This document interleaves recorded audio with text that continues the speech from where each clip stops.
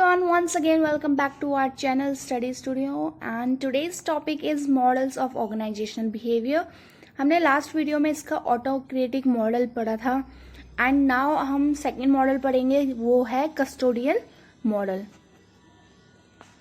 सो अभी तक आपने इसकी फर्स्ट वीडियो नहीं देखी तो आप प्लीज़ पहले उसको देख लीजिए, क्योंकि उसका फर्स्ट मॉडल मतलब मॉडल्स ऑफ ऑर्गेनाइजेशनल बिहेवियर का फर्स्ट मॉडल मैंने उस पर एक्सप्लेन किया है एंड नाउ हम अब पढ़ने वाले हैं कस्टोडियल मॉडल।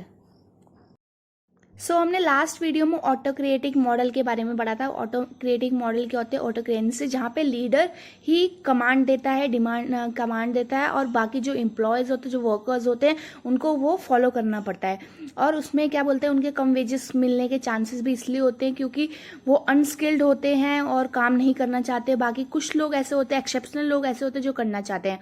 नाउ हम पढ़ने वाले custodial model. Let's begin it.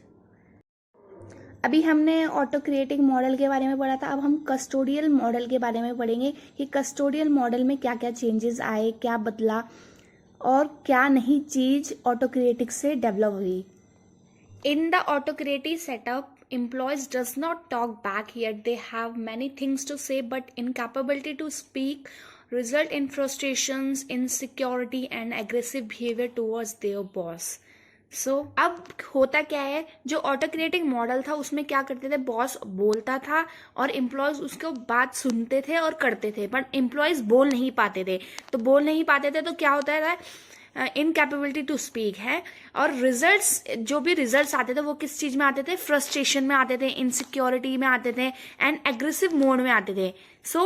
Aggressive behaviour towards boss. जब वर्कर्स बोल नहीं पाते थे या उनको कोई प्रॉब्लम होती थी, वो अपना एक्सप्रेस नहीं कर पाते थे, तो उस चीज से उन्हें फ्रस्ट्रेशन होता था और वो अपने बॉस से बहुत ज्यादा नफरत करते थे। उनका बिहेवियर ही एग्रेसिव हो जाता था टुवर्ड्स देयर बॉस। ये तो था ऑटोक्रेटिक सेटअप के बारे में या ऑटोक्रेटिक मोड के बारे में। अब आ जाता है कस्टोडियल मॉडल। कस्टोडियल मॉडल में क्या होता था, in this model manager begin to think about the securities of the employees, चाहे वो सोशल हो एज वेल एज या चाहे वो इकोनॉमिक सिक्योरिटीज हो। यहाँ पे क्या हुआ, जो मैनेजर था वो अपने एम्प्लॉयज के बारे में सोचने लग गया, क्योंकि पहले वो सिर्फ अपने काम के बारे में सोचता था और अपने एम्प्लॉयज के बारे में नहीं सोचता था। बट अब क्या हुआ, वो उसने सोचना स्टार्ट करा उनकी सिक्योरिटी के बारे में, चाहे वो इकोनॉमिक सिक्योरिटी हो चाहे वो सोशल सिक्योरिटी हो, मतलब उनको पैसे भी सही तरीके से मिला और उनकी जॉब भी बने रहे। नेक्स्ट आ जाता है, now managers begin to study about their employees needs. अब मैनेजर ने भी स्टडी करना, एम्प्लॉय की नीड्स को स्टडी करना स्टार्ट कर दिया था, चाहे वो एम्प्लॉय की वर्क से रिलेटेड नीड हो, चाहे मनी से रिलेटेड नीड हो, चाहे किसी और चीज से भी रिलेटेड। अब क्या हुआ कि एक हमने देखा कि ह्यूमन डेवलपमेंट होने लगा।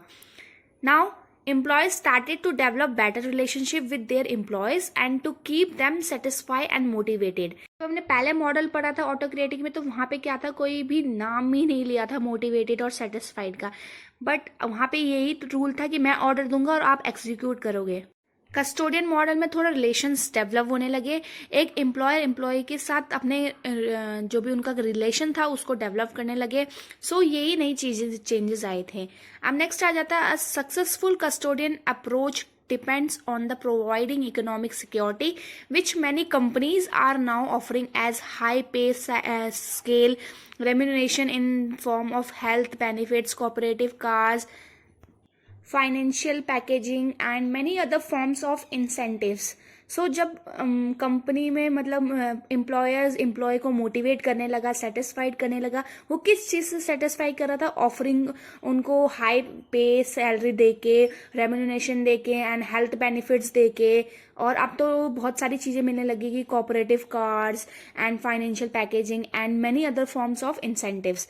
उनको एक रिवॉर्ड मिलने लगा जिससे वो क्या कर सकते थे, उनकी एनर्जी गेन होने लगी, मतलब कि वो काम को ज़्यादा सीरियसली लेने लगे, कि उन्हें पता था कि अगर हम अच्छा काम करेंगे, अपना रिजल्ट अच्छा देंगे तो हाई वेजेस मिलेगा, उन्हें रेम्यूनरेशन मिल सकता है, उन्हें हेल्थ बेनिफिट्स मिल सकते हैं, बहुत सारी चीज़ें कंपनी प्रोवाइड करने लगी है, बहुत सारी सिक्योरिटीज कंपनी प्रोवाइड कर रही है। अब आप ये देखोगे कि ये वाला मॉडल जो था बहुत ज़्यादा रिवॉर्ड बेस्ड मॉडल था, मतलब जहाँ पे रिवॉर्ड मिल रहे हैं जिससे एम्प्लॉय मोटिवेटेड रह पा रहे हैं और सेटिस्फाइड रह पा रहे हैं और अपना 100% इफेक्टिवली काम कर रहे हैं रिवॉर्ड के चक्कर में, ठीक है। Autocratic model is based on I say and you have to do it, but the custodian model is based on I will give the reward if you do it. आप काम करते जाओ और मैं आपको रिवॉर्ड देते रहूँगा, अगर आप काम करोगे तो रिवॉर्ड मिलेगा। इसलिए एम्प्लॉयज़ अपना फुली इफेक्टिवली काम करने स्टार्ट करने लग गए, अपनी पूरी एनर्जी लगाने लगे। आज हमने कस्टोडियल मॉडल पढ़ा। इससे पहले हमने ऑटो क्रिएटिंग मॉडल पढ़ा था, अगर आपने नहीं पढ़ा है तो उसको पढ़ लेना। एंड अब हम नेक्स्ट पढ़ेंगे। आई होप ये वीडियो आपके हेल्पफुल होगी। अगर हेल्पफुल हुई है तो don't forget to like, share and subscribe to my channel. And thank you for watching. Bye bye, see you.